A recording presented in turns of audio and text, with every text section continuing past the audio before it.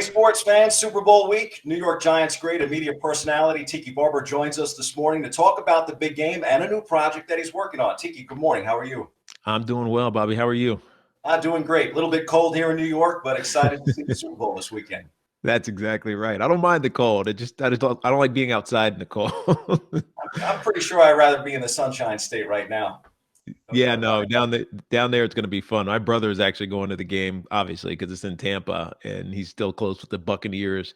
So hosting that game, first time ever, really, the first time that the home team is actually in the stadium, hosting their own Super Bowl. So it'll be fun for all those folks down there. Well, this is definitely a dream matchup for the NFL. All-time great against an up-and-comer in the league, maybe the face of the league. What do you expect fans will see come Super Bowl Sunday?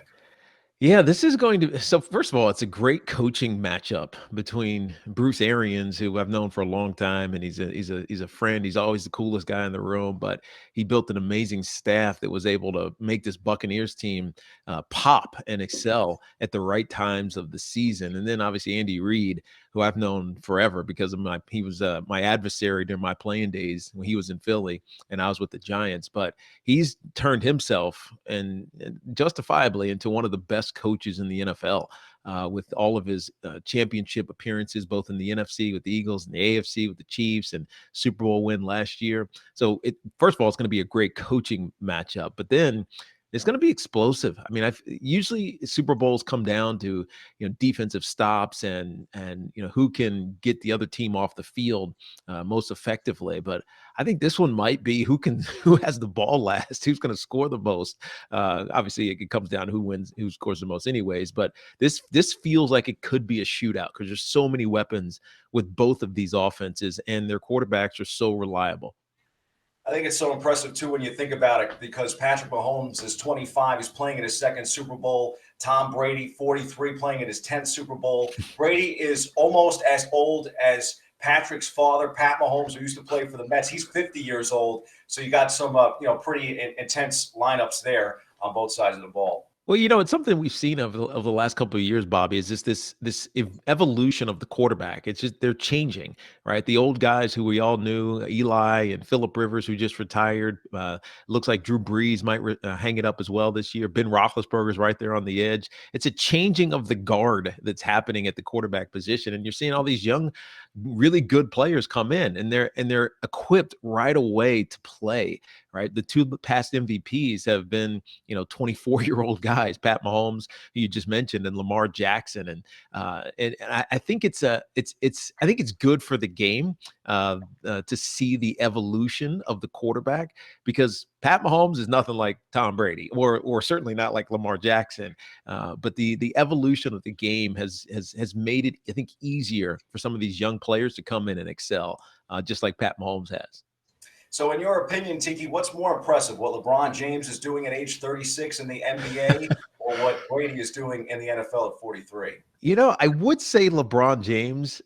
If Tom hadn't gotten the Buccaneers to the Super Bowl, I would have said LeBron James, because look, we're always going to have that debate about can he ever catch Michael Jordan as the GOAT in the NBA? And the answer is probably no. But what he's uniquely been able to do, which is win championships in three different places and defy logic with his age and reinvent himself no matter where he goes, from being a small forward to a power forward to now he's a point guard with the Lakers. It's been amazing.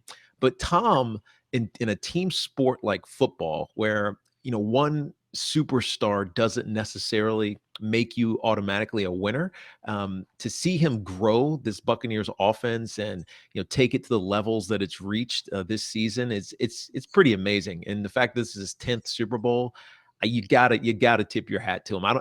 Here's the thing. I don't know if anybody else can ever do that in their career. People might be able to replicate, maybe down the line some point, what LeBron James has done. I don't know. I don't see how anybody does what Tom has done. You had some NFL career yourself, the all-time leading rusher for Big Blue. What is your proudest moment as a Giant? The one that sticks out most is a 2005 game against the Washington Redskins at the time. We're obviously now the Washington football team, but we played the Redskins the week after Wellington Mara passed away. And it was just this unbelievable sight. The stands were full and packed, and Kate Mara sang the national anthem, his granddaughter. And I had one of my best games of my career. I rushed for 206 yards in that game, and I was able to score a touchdown. And at the end, I gave it to one of his grandsons, Timmy McDonald, who's still with the organization, and told him, this is for you and your grandparents and your family, and thank you for making me a giant. And I'll never forget that moment, because I don't know how you honor a man like Wellington Mara, who meant so much for the Giants, but also for the league from its inception. And to have that game on that day for me and my teammates, it's one I'll never forget. And three-time Pro Bowler, and of course, New York Giants Ring of Honor member as well, and passing some big names during your career, whether it was Joe Morris or Rodney Hampton. Yeah. Career here in New York.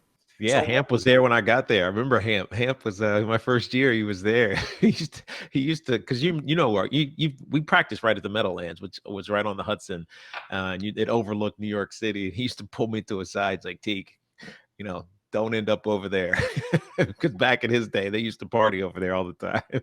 I actually ended up living in the city, so I didn't take his advice too heavily. So speaking of the current team, what do you like and what don't you like about what the Giants are doing right now? Well, I love their coaching staff. I love Joe Judge, and I love Patrick Graham, who their defensive coordinator. Jason Garrett is obviously a friend. He's a former teammate. I was on the 2000 Super Bowl team that we went to as the Giants. So I love their staff, but I love the attitude that they've instilled in this team. And look, are they deficient in talent in some places? Yeah. But that doesn't necessarily mean they're going to lose games. I think what they've shown is that by being together and by not being caught up in the noise that surrounds this team, sometimes you can achieve. And we started to see it. It was a slow, steady evolution, and they still have a long way to go. But I like the mentality, the culture that Joe Judge has instilled in this Giants team, and it's only a matter of time before they get successful. If they stay healthy and they start, add some pieces here or there, they're going to be a competitor in the NFC East for a long time to come. But also, hopefully get to the postseason and win another championship for this organization. You've got this awesome show coming up. I wanted to kind of let the fans at home know about it. So tell us about this social media platform and the collaboration that you've got going with Amazon for a reimagined big game experience on February 7th that even includes former Yankee star Tino Martinez. Sue Live is a show that I do every Wednesday on Sue, which is a new social media platform that shares the advertising revenue with its content creators. Unlike a lot of the other social platforms that make money off the content that we all post, Sue will share that revenue with you, and so it really empowers the creators. And this is all kinds. These are actual artists or musicians or just the mom or pop or whoever it may be that has a large following. So the ability to monetize is amazing. We are partnering with Amazon Interactive Video Services to do a Sue Live type show for a Super Bowl pregame. So it'll be me and Montel Williams, and my brother is going to hop on, and Tino, as you mentioned, as well. And it's going to be different from the other pregame shows that you see. One, because you can view it right on your phone. Sue Live pops up right on your phone in the app, so you can take it wherever you're going. And it's going to be conversations like you and me would have, Bobby, talking about the game. It's not necessarily digging into the numbers and the statistics and the history. It's a tailgating type conversation, and we'll talk food and alcohol and all the things that surround Super Bowl or the big game weekend. And we're excited about it. I think it's going to be a lot of fun, and I think people will be really engaged to be interactive and a part of it. I think this is the wave of the future too. Yeah, no, it definitely is, Bobby. Look, look what we're doing now. You know what I mean? We're having conversations via a digital platform, and now that our computers are in our hands, our cell phones are a digital platform as well. Interacting this way is fantastic. It's just how we move about the world these days. And Sue makes it a lot easier. Not only that, but they allow you to monetize content if you're creative and interesting enough. Well, Tiki, the Tiki bobblehead is definitely awesome, but the real Tiki Barber is much better. Appreciate you taking some time with us this morning on the show. My pleasure, Bobby. Appreciate you. I love that bobblehead, by the way. I have a few of them myself. I have a few myself. Thanks so much for taking the time with us, and excited to see all of the content that you've got going this weekend. Appreciate you, Bobby. Be well, man.